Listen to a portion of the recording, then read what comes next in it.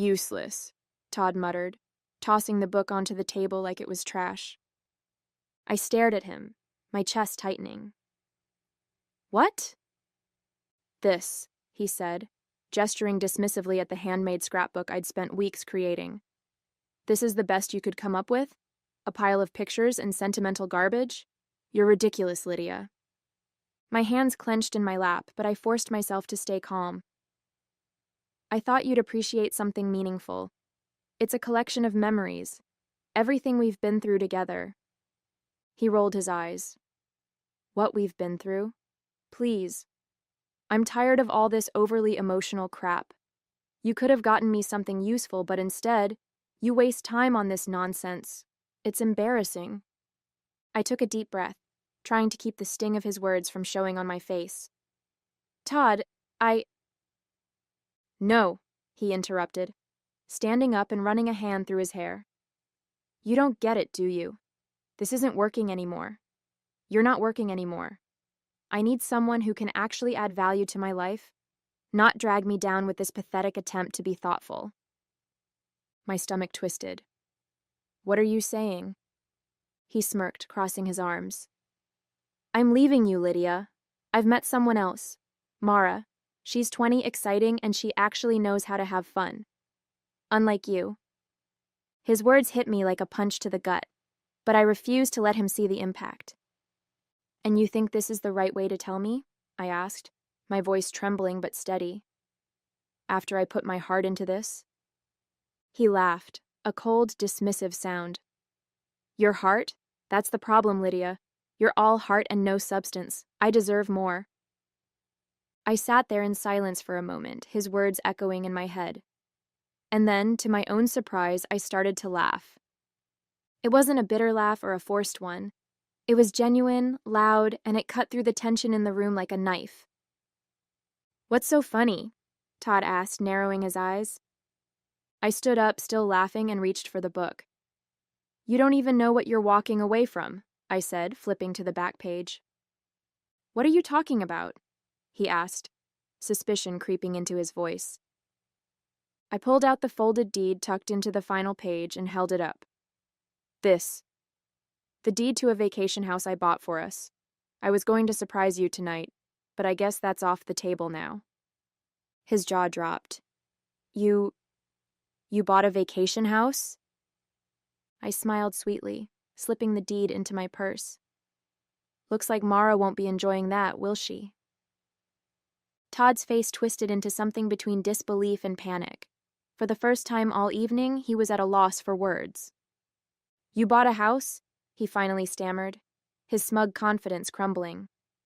Since when do you make decisions like that? I tilted my head, my smile never wavering. Since I realized I can't depend on you for anything meaningful, Todd. While you were busy finding excitement with a 20-year-old, I was building a future. For us. Silly me for thinking we wanted the same things.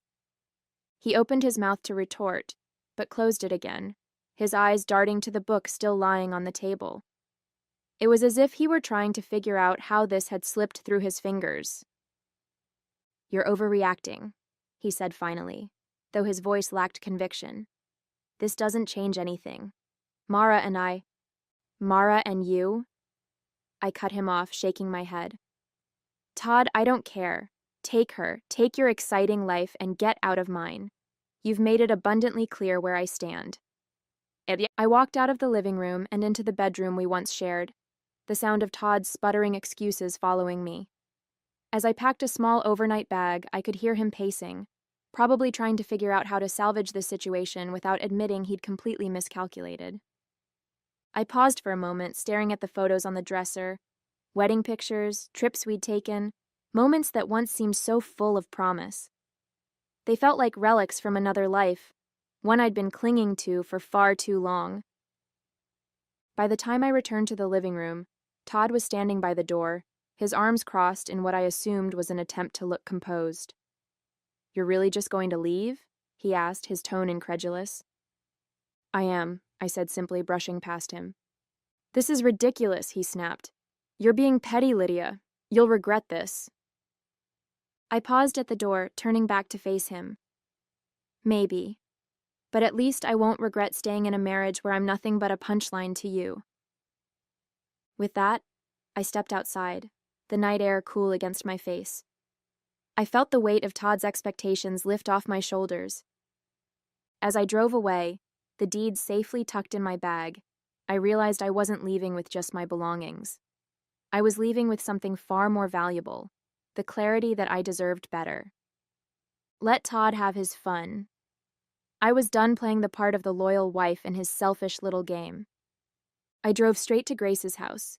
She was the only person I could think of who would truly understand what had just happened without judgment. When she opened the door, she took one look at me and frowned. What did he do this time? Can I come in? I asked, my voice steady but tired. She stepped aside, waving me in. Of course, kitchen or living room? Kitchen, I said, knowing she'd already be reaching for the wine. Minutes later, we were seated at her small kitchen table, a glass of Merlot in front of me and her undivided attention across from me. So, she said, leaning back in her chair. Spill. I took a deep breath, recounting everything, from the scrapbook to Todd's cruel words to his grand announcement about Mara. By the time I got to the part about the vacation house, her jaw had dropped. He called you useless after all you've done for him, she said, her voice rising with indignation. And then had the audacity to tell you he was leaving for some 20-year-old? Are you kidding me? I shook my head, swirling the wine in my glass. Nope, that's Todd. Always so self-assured, always thinking I'd just roll over and accept it. But you didn't, Grace said, a smile breaking through her anger. You walked out. You took back the house. And honestly, Lydia, good for you. Hearing her say it out loud made something inside me shift. I hadn't just walked away from Todd. I'd walked away from years of trying to be someone he could appreciate, someone who would never be enough for him. What now? Grace asked, snapping me out of my thoughts. I don't know, I admitted. I've been so wrapped up in making our marriage work, I don't even know who I am outside of it. Grace reached across the table and placed a hand over mine. You figure it out, one step at a time, but first you stay here tonight. No arguing. I smiled.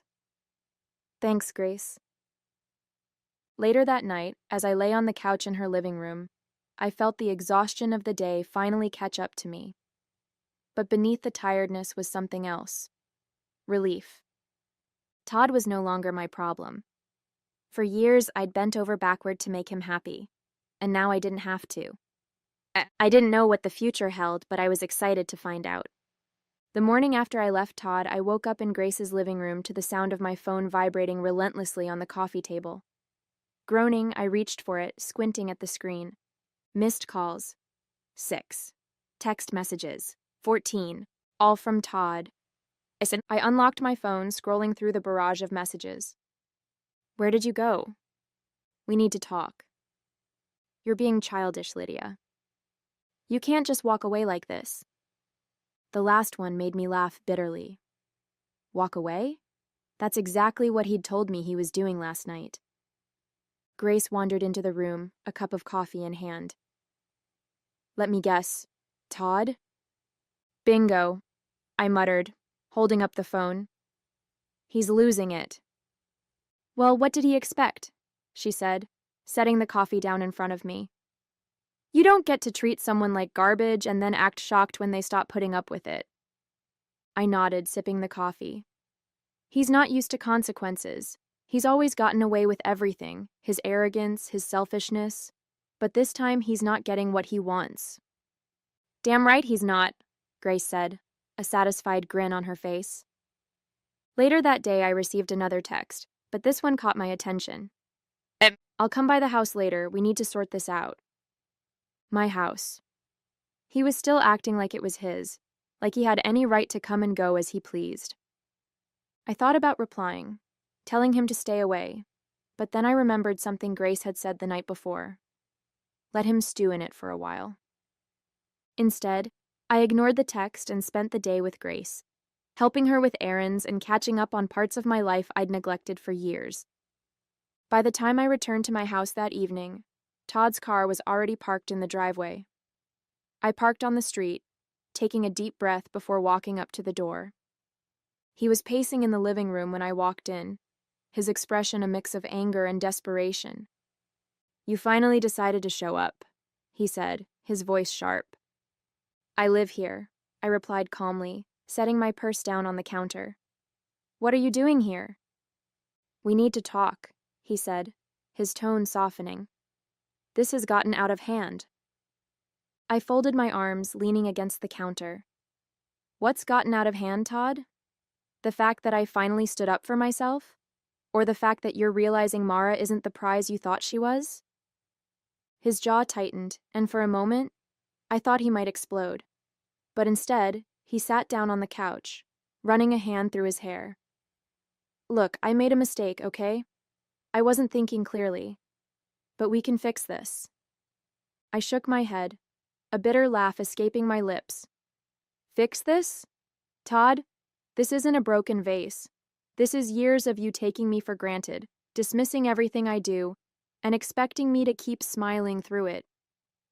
"Lydia," he started, but I cut him off. "No," I said firmly. "You don't get to decide when we fix things. You made your choice. Now, you can live with it." I grabbed my bag and walked upstairs, leaving him sitting there in stunned silence. The day after Todd's tantrum, I packed his things, left them neatly by the front door, and changed the locks. When he came back that evening, looking smug as ever, I met him on the porch with a firm expression and a folder in hand. "What's this?" he asked, glancing down at the papers I held. "Your things," I said, gesturing to the suitcase by the door. "And this is the contact information for the lawyer I hired this morning. You'll be hearing from her soon." His jaw tightened, but he still couldn't resist one last dig. "You're being ridiculous, Lydia. You can't handle life without me." I smiled faintly. "We'll see about that. Now get off my porch."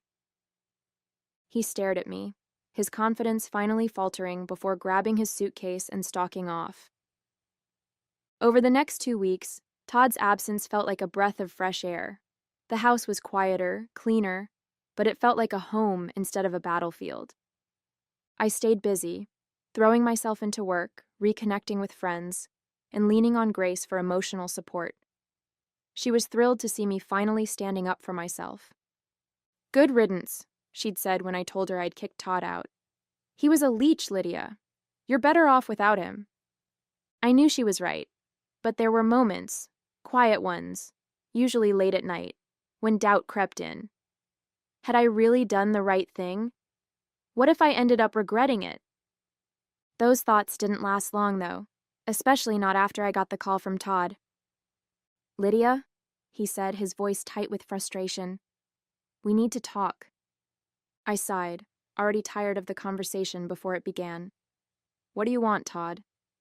"It's Mara," he said, bitterness dripping from every word. "She's gone." The corner of my mouth twitched. "Is that so?" "She laughed at me," he spat, the words coming out in a rush. "She said I was pathetic, said I threw away the only good thing I had going for me. She couldn't believe I let you keep the house." Now I was smiling outright. "Ah, the house. I'm sure that stung." "She said I was an idiot," he continued, ignoring my sarcasm. "A complete loser for losing everything you'd worked for." And then she walked out. It was almost too satisfying to hear. The man who dismissed me, belittled me, and thought he could replace me with someone younger was finally facing the consequences of his actions. "And now you're calling me because—" I asked, my tone cool. "Because I made a mistake," he said, his voice dropping. "A huge mistake. Can we talk? Please?" I shook my head, even though he couldn't see me. "No, Todd. We have nothing to talk about. You made your bed. Now you can lie in it." Before he could respond, I hung up, letting the silence settle around me like a warm blanket. That night, as I sat on the couch with a cup of tea, I felt a deep sense of relief. Todd's life was unraveling, but for the first time, it wasn't my problem. I had my life back, and I wasn't looking back. The divorce process moved faster than I'd anticipated. My lawyer helped me organize my finances, document everything, and ensure that I'd be protected. Now, as I sat in her office reviewing the finalized paperwork, I felt a strange mix of emotions: relief, closure, and a lingering twinge of disbelief that this chapter of my life was finally ending. "Everything looks solid," my lawyer said, flipping through the pages. "Todd doesn't have much leverage here, especially since he hasn't contested anything. Frankly, I think he knows he's not in a position to fight you." I nodded, a small smile tugging at my lips. "I think he's finally realized I'm not the pushover he thought I was." She chuckled. "I'd say you've made that very clear." As I left her office that afternoon, a weight I hadn't realized I was carrying seemed to lift. The paperwork was filed, my finances were secure, and Todd was officially out of my life, on paper and in reality. The timing couldn't have been more perfect. That same evening, Grace came over with a bottle of wine and her usual flair for celebrating my victories. "To Lydia," she said, raising her glass, "the woman who finally kicked Todd to the curb and reclaimed her life." I laughed, clinking my glass against hers. "To Grace, the friend who never once said, 'I told you so.'" "Not yet, anyway," she teased, taking a sip. As the night went on, we talked about everything: my plans for the future, her latest escapades, and of course, Todd's dramatic fall from grace. "So," Grace said, leaning back on the couch with a smirk, "do you think he's still crying over Mara?" "Probably," I replied, grinning. "But it's not like he has much else going for him. No wife, no house, no mistress. Honestly, I almost feel bad for him." "Almost," Grace said, laughing. That night, after Grace left, I sat alone in the quiet of my home, reflecting on everything that had happened. The old me, the one who bent over backward to keep Todd happy, who worried endlessly about his approval, felt like a distant memory. This new version of myself, the one who could laugh at his downfall and find joy in reclaiming my life, was here to stay. Todd had underestimated me, but I hadn't. I felt like I was exactly where I was meant to be. The weeks after the divorce were a whirlwind of change, but the chaos felt like mine to control. Without Todd's shadow looming over every decision, I found myself rediscovering the pieces of me that had been buried under years of his criticism and demands. It wasn't just about rebuilding, it was about thriving. One of the first things I did was visit the vacation house. For so long, it had been this abstract symbol of hope, a promise of something better for our future. But now, it was mine, completely untethered from Todd or his arrogance. When I pulled up to the property, nestled against the backdrop of a serene lake and surrounded by towering pines, I felt a rush of pride. I'd done this. I'd made this dream a reality. Not for Todd, not for us, but for me. Inside, the house was everything I'd imagined: cozy but spacious, with large windows that framed the picturesque view. I spent the weekend there alone, unpacking boxes, arranging furniture, and savoring the peace that came with knowing I no longer had to share it with someone who didn't value me. Grace came to visit the following weekend, bringing her usual brand of contagious energy. "This place is amazing," she said, spinning in a slow circle in the living room. "How did you keep this a secret for so long?" "I don't know," I admitted, laughing.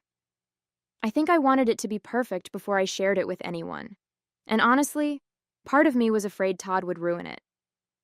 "Well, it's perfect now," she said, plopping onto the couch. "And you deserve every bit of it." I smiled, feeling a warmth that had nothing to do with the sunlight streaming through the windows. I felt like I truly deserved something good. As the weeks turned into months, I started to fill my life with things I'd put on hold for too long. I took up photography again, spending hours capturing the beauty of the lake and the surrounding woods. I joined a local book club, something Todd had always scoffed at as a waste of time. And I started traveling, not for work, not to meet anyone's expectations, but simply because I wanted to. Each new experience felt like a small rebellion against the version of myself I'd been with Todd. I wasn't just living, I was thriving. One evening, as I sat on the deck of the vacation house with a glass of wine in hand, I thought about the life I'd left behind. There was no anger anymore, no bitterness, just gratitude for the lessons I'd learned and the freedom I'd gained. A few months after the divorce was finalized, life felt like it had finally settled into a new rhythm. The vacation house became my sanctuary, a place where I could be alone with my thoughts or invite friends over to share the peace I'd found. Grace visited often, usually with a bottle of wine and stories about her latest adventures. "You've completely transformed, you know that?" she said one evening as we sat by the fire pit overlooking the lake. I looked at her, raising an eyebrow. "Transformed how?" Grace grinned. "The old Lydia?" She would have been fussing over everyone else's comfort, worried about whether the cushions were fluffed or the glasses were filled. "This Lydia?" She gestured at me, sitting in sweatpants with a cozy blanket wrapped around my shoulders. "She's relaxed, happy, and not giving a damn about what anyone thinks." I laughed, sipping my wine. I guess I've realized I can only control my own happiness. Trying to make Todd happy was like pouring water into a bucket with a hole in it. It was never enough. Those lessons extended beyond the house, too. I started freelancing, something I'd always wanted to do but never pursued, because Todd thought it was too unstable. Now my schedule was my own, and the freedom was exhilarating. One of my clients, a design firm, invited me to lead a workshop for their team. The experience reignited a confidence in me I hadn't felt in years. "Why haven't you started your own business?" the CEO asked after the workshop. The question lingered in my mind long after I left the meeting. Why hadn't I? A few weeks later, I started laying the groundwork for my own consulting firm. It was terrifying, but for the first time, I wasn't holding myself back out of fear of failure, or worse, Todd's disapproval. Grace cheered me on every step of the way, even helping me come up with a name for the business. "Phoenix Consulting," she suggested, her eyes sparkling with excitement. "Because you've risen from the ashes like the badass you are." I rolled my eyes, but I couldn't help smiling. Phoenix Consulting it is. As I poured myself into building the business, I felt a sense of purpose that had been missing for years. Every small win, a new client, a glowing review, a successful project, was a reminder of how far I'd come. And for every win, there was a quiet moment of gratitude. Gratitude for the strength I'd found, for the friends who'd supported me, and for the chance to rebuild my life on my own terms. One evening, as I sat on the deck with my laptop, finalizing plans for a new project, my phone buzzed with a message. It was from Todd. "Can we talk?" I stared at the screen for a moment before deleting the message without replying. Some things were better left in the past. 6 months after I walked away from Todd, I stood on the deck of the vacation house, watching the sun dip below the horizon. The lake shimmered with hues of orange and pink, the kind of view that used to feel like a luxury but now felt like a promise I'd made to myself, and kept. I had built a life I was proud of. Phoenix Consulting was thriving, far beyond what I'd imagined when I started. The freedom to choose my clients, my hours, and my projects made me feel alive in ways I hadn't felt in years. Grace visited that evening, as she often did, carrying a box of pastries from a local bakery. "You know, I never thought I'd say this," she said, setting the box on the table, "but I think Todd did you a favor." I laughed, pouring us both a glass of wine. "You're not wrong. If he hadn't been such a jerk, I might still be stuck trying to make him happy." She raised her glass. "To Todd, the world's most clueless man, for setting you free." We clinked glasses, laughing, but her words stayed with me long after she left. I'd been so focused on moving forward that I hadn't stopped to reflect on just how much had changed. The timid version of myself who constantly sought Todd's approval felt like a stranger now.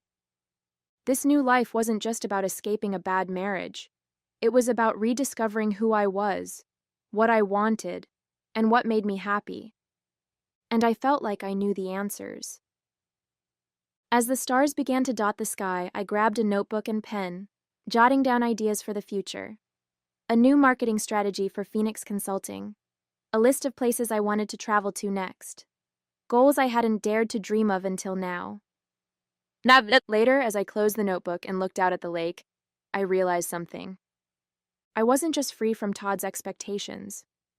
I was free from my own doubts, the ones that had kept me small and scared for so long. A month later, I received an email from one of my new clients. The subject line read, "Keynote Opportunity." Curious, I opened it and scanned the message. They wanted me to speak at an upcoming industry conference about my journey as an entrepreneur, highlighting the success of Phoenix Consulting. For a moment, I hesitated. Public speaking had never been my strong suit. Todd had often mocked me for fumbling over my words during casual conversations, let alone something as formal as a keynote speech. But this time, his voice didn't matter. I hit reply and typed, "I'd be honored to participate." Preparing for the keynote became a new focus, and with Grace's encouragement, I poured my energy into crafting a speech that felt authentic. "Don't sugarcoat anything," Grace advised. "Tell your story the way it is. Failures, triumphs, all of it. That's what people connect with." And that's exactly what I did. The day of the conference arrived, and as I stood backstage waiting for my turn to speak, I felt a familiar mix of nerves and excitement. When the host introduced me, I walked onto the stage to polite applause. Taking a deep breath, I began. "My name is Lydia, and a year ago I never would have imagined standing here. Back then, my life revolved around trying to meet the expectations of someone who didn't believe in me. But today, I'm here because I chose to believe in myself." As I spoke, sharing the story of how Phoenix Consulting was born from a place of rediscovery, I noticed heads nodding in the audience. People were leaning in, smiling, and even jotting down notes. I felt like my voice mattered, not just to me, but to others. After the speech, several attendees approached me to share their own stories of struggle and resilience. "You inspired me today," one woman said, her eyes bright with emotion. "Thank you for reminding me it's never too late to start over." Her words stayed with me as I left the conference, feeling more empowered than ever. That evening, as I sat on the deck of the vacation house, I thought about everything that had led me here. The heartbreak, the betrayal, the doubts. It had all been part of the journey. Todd was a distant memory now, his texts and calls long ignored. Mara had been right. He was a loser. But I didn't need validation from her, him, or anyone else. I had built a life I loved, one step at a time, and it was just getting started. This was my story now, and I was writing every word.